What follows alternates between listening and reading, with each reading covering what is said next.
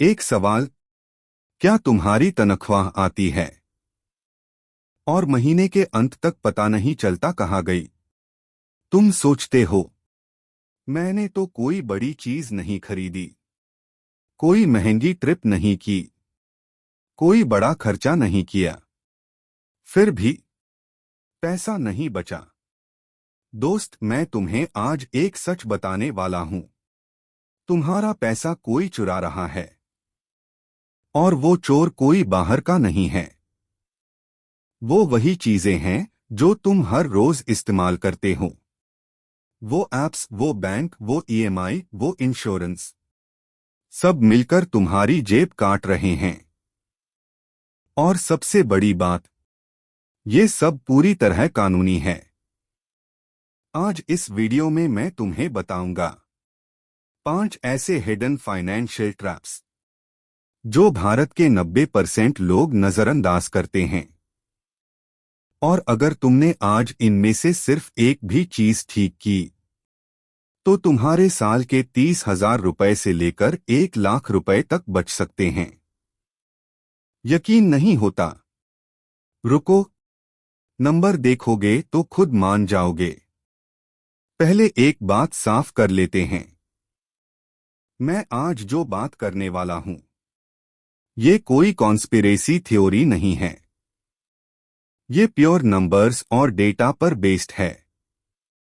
भारत में एक average middle class इंसान की तनख्वाह होती है लगभग 30,000 रुपए से 60,000 रुपए प्रति महीना। अब अगर मैं तुमसे पूछूं, कितना बचा लेते हो? ज्यादातर लोग कहेंगे 2,000 रुपए, 5,000 रुपए, कभी कभी कुछ नहीं। लेकिन क्यों? क्योंकि हम बड़े खर्चे तो ट्रैक करते हैं, किराया, ईएमआई, राशन। लेकिन जो छोटे छोटे रिसाव हैं, वो हम कभी नोटिस नहीं करते। और ये छोटे रिसाव मिलकर एक बड़ा छेद बना देते हैं। आज हम उन्हीं छेदों को बंद करने की बात करेंगे। ठीक है, शुरू करते हैं पहले चोर से। अभी अपने फोन में कितने ऐप्स हैं? गिनो, सच में। अब उनके सब्सक्रिप्शन भी गिनो। नेटफ्लिक्स 649 रुपए प्रति महीना, स्पॉटिफाई 119 रुपए प्रति महीना, अमेजॉन प्राइम 299 रुपए प्रति महीना, यूट्यूब प्रीमियम 189 रुपए प्रति महीना, लिंक्डइन प्रीमियम 2,600 रुपए प्रति महीना, कोई फिटनेस ऐप 500 रुपए प्रति महीना, कोई न्यूज ऐप 299 रुपए प्रति महीना, क्लाउड स्टोरेज 130 रुपए प्रति महीना। बस ये ही तो 4,785 रुपए प्रति महीना हो गए, मतलब 57,420 रुपए प्रति साल। अब सच बोलो, कब आखिरी बार नेटफ्लिक्स पर कुछ नया देखा? कब आखिरी बार लिंक्डइन प्रीमियम ने तुम्हें असली नौकरी दिलाई? ज्यादातर लोग इन्हें इसलिए बंद नहीं करते क्योंकि ये ऑटोमेटिकली रीन्यू होती हैं, और ये कंपनियां जानती हैं ये, इसीलिए इन्होंने ऑटो रीन्यू फीचर बनाया है। ये एक मनोवैज्ञानिक जाल है। जब हम कुछ खरीदते हैं, तो उसे बंद करने में हमें नुकसान महसूस होता है। इसे कहते हैं संक कॉस्ट फैलेसी। मैंने तो ले ही रखा है तो यूज करता हूं, लेकिन तुम यूज नहीं करते। यही समस्या है। समाधान क्या है? एक काम करो, अभी अपना बैंक स्टेटमेंट खोलो। पिछले 3 महीने का हर रिकरिंग पेमेंट मार्क करो। फिर खुद से पूछो, क्या मैंने ये पिछले 30 दिन में यूज किया? अगर नहीं, आज ही कैंसल करो। एक आसान नियम याद रखो, जो सब्सक्रिप्शन तुम्हें याद ही नहीं था, वो सब्सक्रिप्शन तुम्हें चाहिए ही नहीं। और एक एक्स्ट्रा टिप, जो ऐप्स तुम सच में यूज करते हो, उन्हें एनुअल प्लान पर शिफ्ट करो। नेटफ्लिक्स का एनुअल प्लान मंथली से 20% सस्ता पड़ता है। सिर्फ सब्सक्रिप्शंस ठीक करने से साल का 15,000 रुपए से 25,000 रुपए बचेगा। चोर नंबर 2, बैंक की छुपी हुई फीस। अब बात करते हैं उस चोर की जो तुमसे सीधे पैसे लेता है और रिसीप्ट भी देता है, लेकिन इतनी छोटी राइटिंग में कि तुम पढ़ते नहीं। तुम्हारा बैंक। सुनो, मैं बैंकों का दुश्मन नहीं हूं, लेकिन मैं चाहता हूं कि तुम जानते रहो कि वो क्या चार्ज करते हैं। चलो एक एक करके देखते हैं। एक, मिनिमम बैलेंस पेनल्टी। अगर तुम्हारे सेविंग्स अकाउंट में बैलेंस 10,000 रुपए से नीचे गया, एसबीआई चार्ज करता है 500 रुपए प्लस जीएसटी प्रति तिमाही। मतलब साल का 2000 प्लस। सिर्फ इसलिए गया क्योंकि बैलेंस कम था। 2, एटीएम विथड्रॉल चार्जेस। आरबीआई का नियम है, सेम बैंक के एटीएम पर 5 फ्री ट्रांजैक्शंस प्रति महीना, दूसरे बैंक के एटीएम पर सिर्फ 3 फ्री, मेट्रो सिटीज में। उसके बाद हर विथड्रॉल पर 2021 चार्ज। अगर तुम महीने में 10 बार अलग अलग एटीएम यूज करते हो तो साल में 840 रुपए सिर्फ एटीएम फीस में गए। 3, डेबिट कार्ड एनुअल फी। ये तो क्लासिक है। तुम्हारे अकाउंट से चुपचाप 200 रुपए से 500 रुपए प्रति साल कट जाता है, सिर्फ एक प्लास्टिक कार्ड के लिए जिसका काम यूपीआई ने पहले ही ले लिया है। 4, एसएमएस अलर्ट चार्जेस। हाँ, तुम्हारे बैंक ने तुम्हें मैसेज भेजा, पैसे गए और उस मैसेज के लिए भी पैसे लिए। 15 रुपए से 25 रुपए प्रति तिमाही। 5, एनईएफटी आरटीजीएस चार्जेस। कुछ बैंक अभी भी चार्ज करते हैं 2 रुपए से 5 रुपए प्रति एनईएफटी ट्रांजैक्शन। यूपीआई बिल्कुल मुफ्त है, फिर भी लोग नेट बैंकिंग यूज करते हैं। अब जोड़ो। मिनिमम बैलेंस पेनल्टी 2000 साल, एटीएम चार्जेस 840 साल, डेबिट कार्ड फी 499 साल, एसएमएस चार्जेस 100 साल, अन्य फीस 500 साल, कुल 3,939 रुपए प्रति साल, सिर्फ अपना पैसा रखने के लिए। समाधान। पहला काम, जीरो बैलेंस अकाउंट खोलो।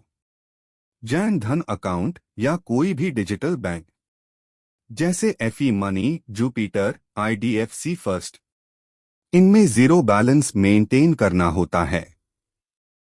दूसरा, एनईएफटी की जगह यूपीआई यूज करो। तीसरा, अपने बैंक के ऐप में सेटिंग्स चेक करो, काफी चार्जेस ऑप्ट आउट हो सकते हैं।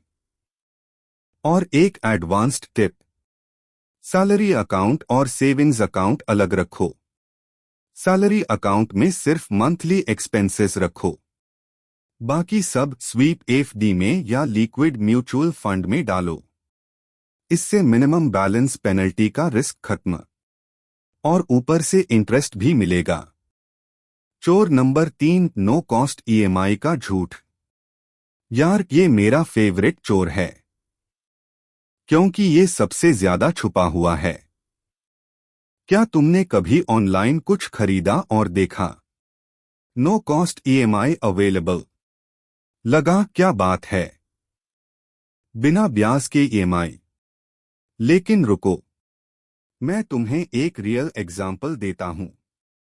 मान लो एक फोन है 30,000 रुपए का।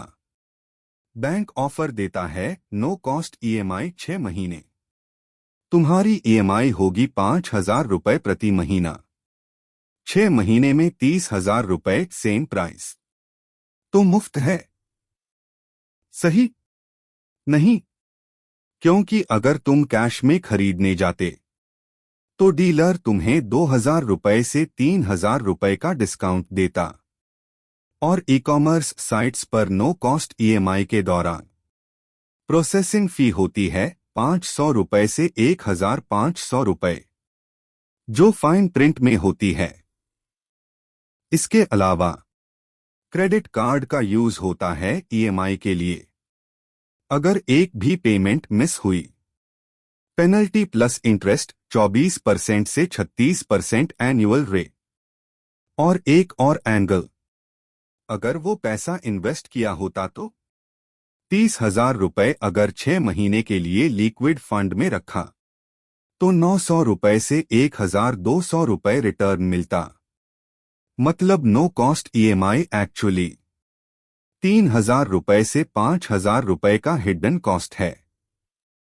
समाधान, कोई भी ईएमआई लेने से पहले ये 3 सवाल पूछो। कैश डिस्काउंट मिलेगा क्या? प्रोसेसिंग फी कितनी है?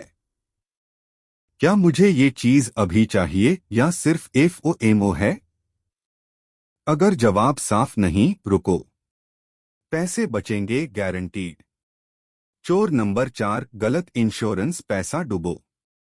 ये चोर थोड़ा अलग है, क्योंकि ये तुम्हारा पैसा सीधे नहीं चुराता, ये तुम्हें गलत जगह इन्वेस्ट करवाता है।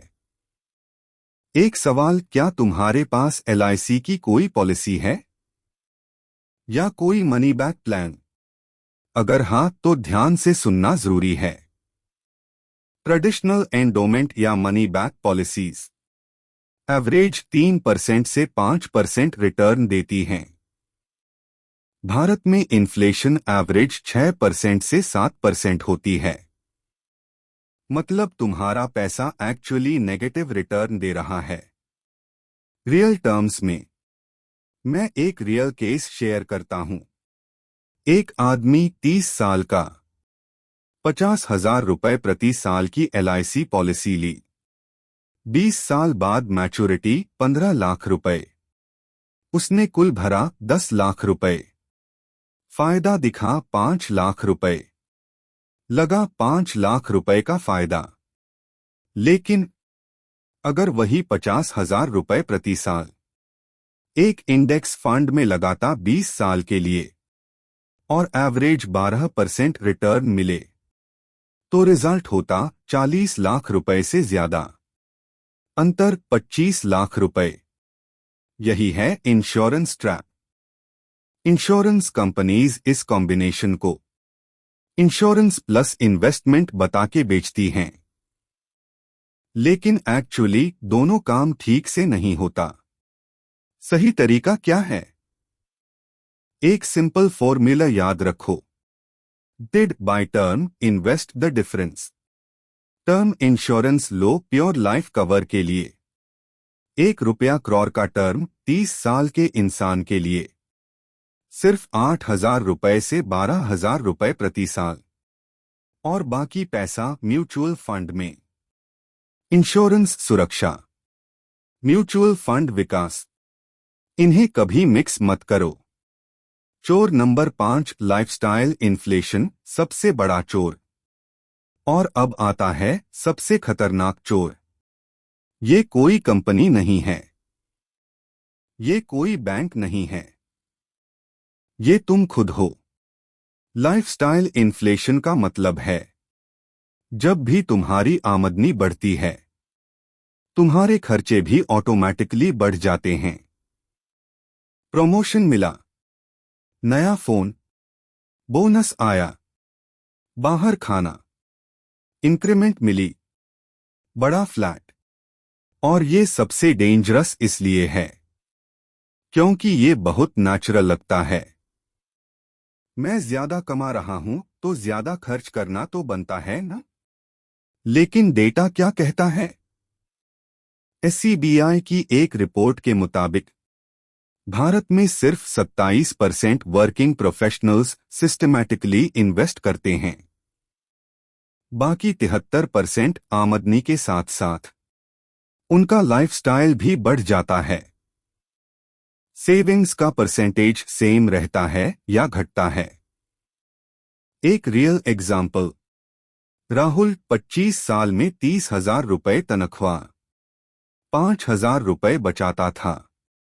यानी 16.6% सेविंग्स रेट। 30 साल में 80,000 रुपये तनख्वाह, अब 10,000 रुपये बचाता है, यानी सिर्फ 12.5% सेविंग्स रेट। आमदनी 2.5 गुना बढ़ी, सेविंग्स रेट घटा। यही है लाइफस्टाइल इन्फ्लेशन। समाधान, पे योरसेल्फ फर्स्ट नियम।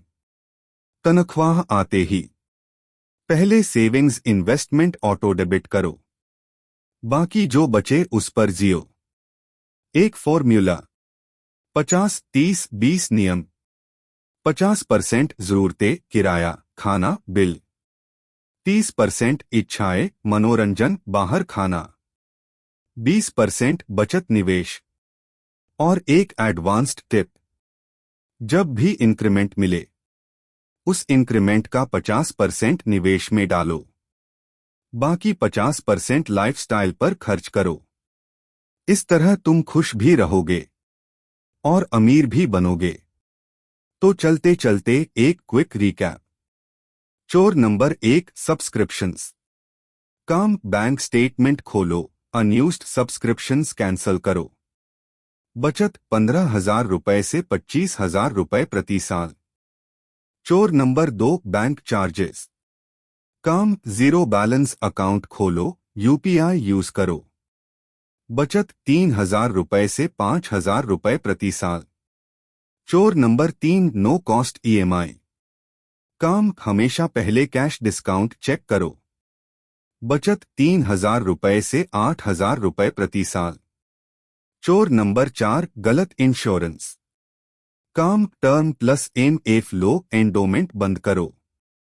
बचत 20,000 रुपए से 30,000 रुपए प्रति साल, अपॉर्चुनिटी कॉस्ट।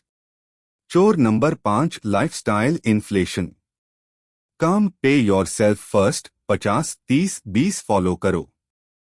बचत आमदनी के हिसाब से, लेकिन संभावित रूप से 50,000 प्लस प्रति साल। कुल संभावित बचत 1 रुपया लाख प्लस प्रति साल। ये कोई जादू नहीं है, ये सिर्फ जागरूकता है। यार, मैं जानता हूं ये जानकारी ओवरवेलमिंग लग सकती है। तो एक काम करो, सिर्फ एक चीज आज इंप्लीमेंट करो। बस एक, अपना बैंक स्टेटमेंट खोलो। एक सब्सक्रिप्शन कैंसल करो। बस इतना। एक चीज से शुरुआत होती है और फिर सब बदल जाता है। अगर ये वीडियो तुम्हारे काम आई तो प्लीज अपने एक दोस्त को शेयर करो जिसे ये सुनना चाहिए, और नीचे कमेंट करो, मेरा सबसे बड़ा फाइनेंशियल चोर कौन था। मैं हर कमेंट पढ़ता हूं। लाइक करो, सब्सक्राइब करो, और अगली वीडियो में मैं तुम्हें बताऊंगा एक सिप कैसे 500 रुपए से शुरू करें और 10 साल में 10 लाख रुपए बनाओ। तब तक अपना ख्याल रखना और अपने पैसों का भी।